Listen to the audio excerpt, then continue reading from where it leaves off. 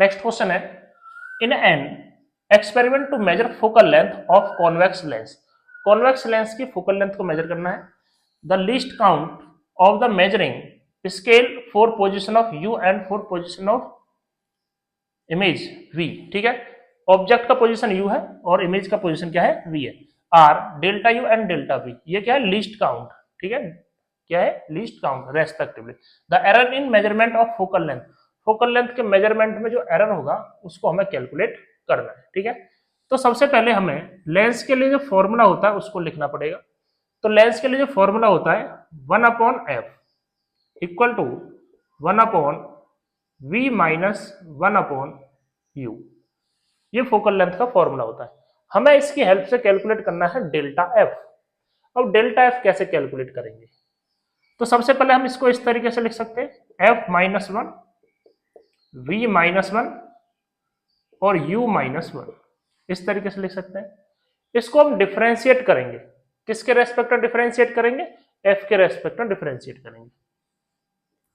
Differentiate with respect to f, f के respect में differentiate करेंगे। जब इसको डिफरेंशिएट करेंगे f के रेस्पेक्ट में तो क्या आएगा, पावर आगे आएगी -1, एक पावर कम होती है f पावर -2 और delta F upon delta F या D F upon D F आ गया ये आंसर। ठीक है, आगे -1, यहाँ पर क्या लिखेंगे, v पावर एक कम हो जाएगी -2 और v को डिफरेंशिएट करेंगे f के रेस्पेक्ट में तो dv over df। Next minus, power आगे आएगी -1, u पावर -2 और du ओवर df।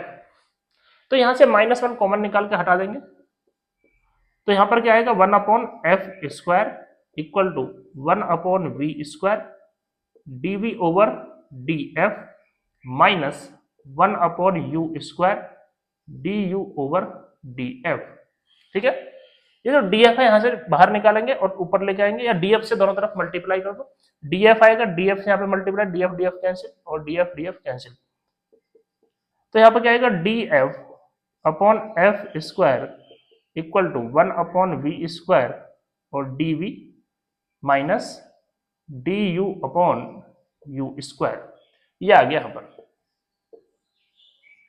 इसके बाद ध्यान देना, ये जो d है या डेल्टा एफ डी एफ है, ये थोड़ा ज्यादा वैल्यू है।